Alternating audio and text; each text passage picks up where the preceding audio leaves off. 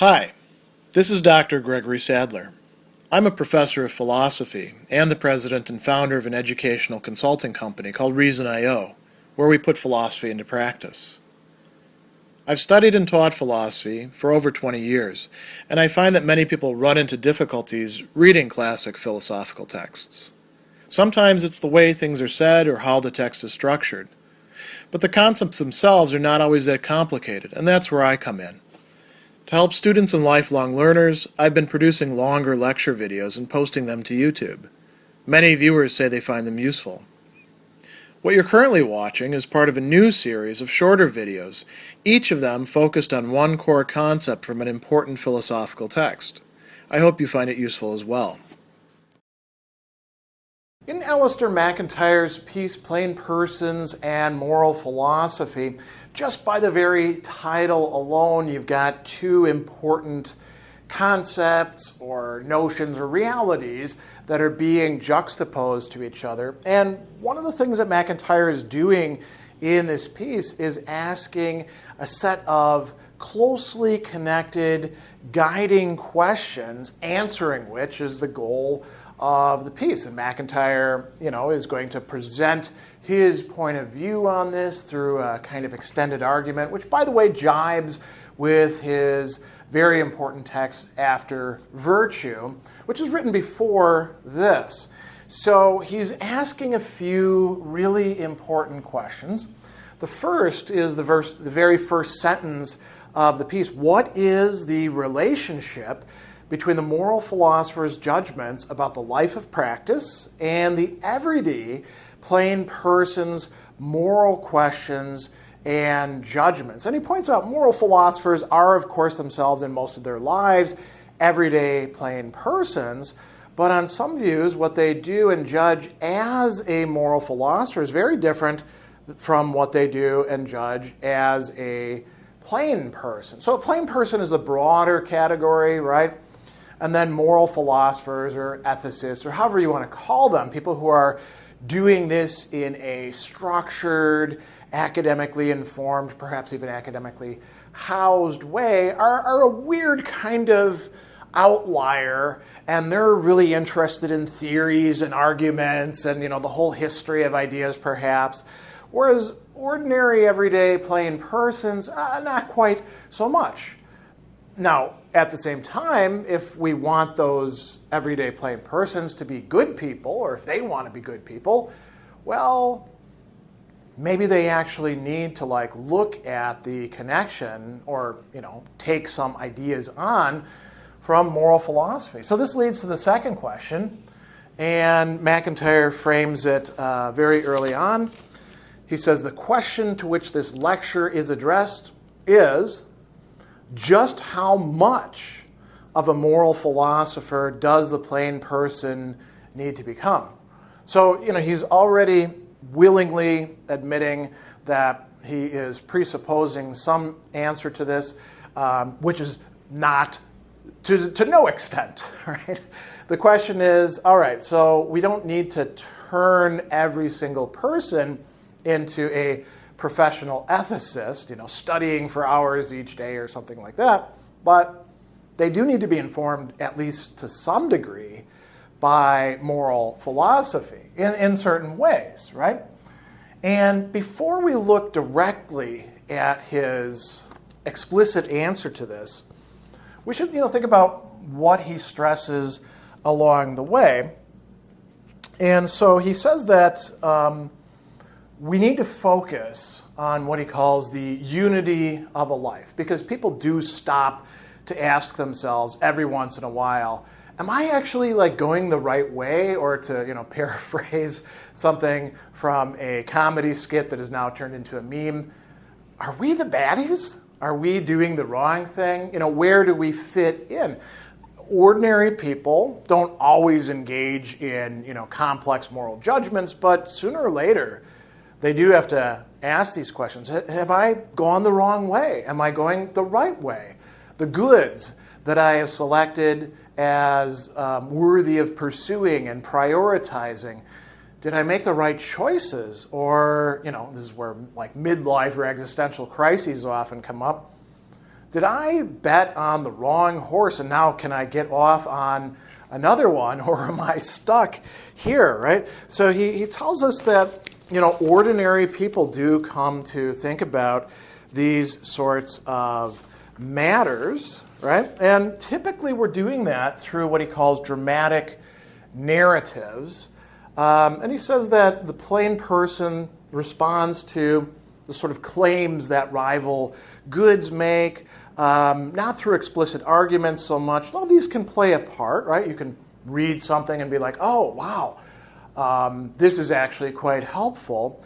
But instead, they shape their life in one way rather than another. When from time to time the plain person retrospectively examines what his or her life amounts to as a whole, often with a view to choice between alternative futures, characteristically, what they're asking is, to what conception of my overall good have I so far committed myself?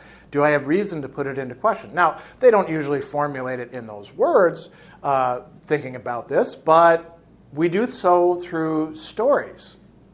We think about other people's stories, people that we're close to, people that we know. We're like, oh, I don't want to turn out like Uncle Ralph over here, right? Or Aunt Betty over here. They managed to mess their life up.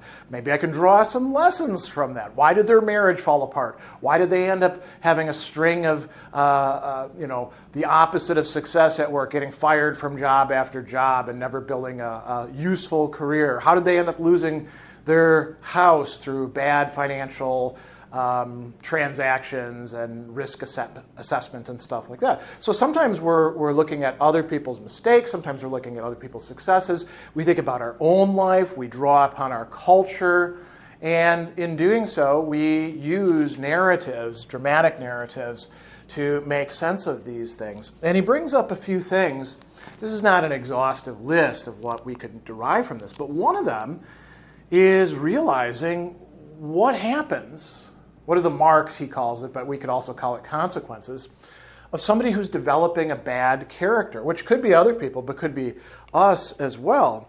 He says one of the things we most need to learn, first from narrative and then from theory, is that it's one of the marks of someone who develops bad character that as it develops, she or he becomes progressively less and less able to understand what it is that she or he has mislearned and how it was that he or she fell into error. Part of the badness of bad character is intellectual blindness on moral questions. Now, the flip side of this is that we have to have some sort of account of these three things that he's really stressing here. Goods, the things that we consider valuable, desirable, that we have to prioritize because we can't actually have it all. We have to decide what we're going to sacrifice, what we're going to pursue. Rules, principles, you can call them. You could call them whatever you want. Proverbs, adages, things that tell us what we ought to do. And, generally we follow them. There may be exceptions. And then virtues, the traits of character like, honesty or justice or courage or temperateness that we need in order not just to have a good character, but even to understand our relationship with goods and rules. And we can have a life that progressively develops and integrates these, or it can be one which is quite discordant. These are both possibilities for us. And so, moral philosophy can help out with this to some extent. Now, a little bit later, he's going to finally raise the question in an explicit way. He says, we can now say something more not only about how much of a moral philosopher the plain person has to be, but also about what kind of a moral philosopher the plain person has to be, and how this may differ from situation to situation. So, how much do they need? He says, the plain person needs as much of a theory as will enable him or her to do two things. One of these is to, as he says, identify significant alternatives which now confront her or him. So being able to figure out, well, what kind of a situation am I actually in, and what's at stake? What, if I go this way, what am I actually choosing? If I go this way, what am I choosing and rejecting over here, because you can't necessarily have all of it. So being able to figure out what you're actually doing and what is up for discussion or up for choice, that's one thing. That's future-oriented, right? I mean, you might say it's the present, but it's the present moving into the future. The other has to do with the past. And this is very interesting. This is a characteristic of MacIntyre's point of view about what a good moral theory ought to enable us to do. So he says it also enables us to understand why and how it was in the past that she or he, the plain person, did or did not make mistakes in acting in one way rather than another. So theories allow us a sort of retrospective, which is part of how we can actually have a dramatic narrative. A narrative includes our past, and we can say, oh, wow, I actually made good decisions over here. I didn't quite realize what I was doing at the time, but thank goodness that I did. Or we can say, oh man, I bought into this perspective, this set of wrong priorities, and I really screwed things up and screwed myself up in the process. Why don't I have temperance? Because I wanted to party so much back then. I thought partying was a great thing. And, turns out I should have been doing this and this and this instead if I'd wanted to make progress. And we could go on and on with all sorts of cool examples of that. But this is what MacIntyre takes moral theories, when they're actually being used by the plain person, as enabling us to do. These are their functions, right? So he goes on and he says that there's another really important consideration. This need may not be met not only if the plain person is insufficiently a theorist, right? They don't want to think about things, they just want to react, they just want to take what their culture tells them or some authority, but also if the theory which is made available to her or him, even if true and adequate qua theory, is stated in too much abstraction from the specificities and particularities of her or his historical and autobiographical situation. That's a very long-winded way of saying it's got to be relatable. You got to have a moral theory that you can take and use as a lens in your own life. There's got to be some traction, some interaction. And so here he says something really quite interesting.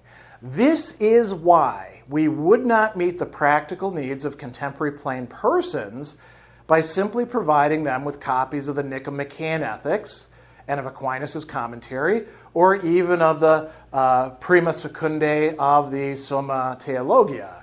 Now, why? So he says, well, what people would lack is a capacity for reading or hearing what is written in the text as providing answers to their own specific and particular questions.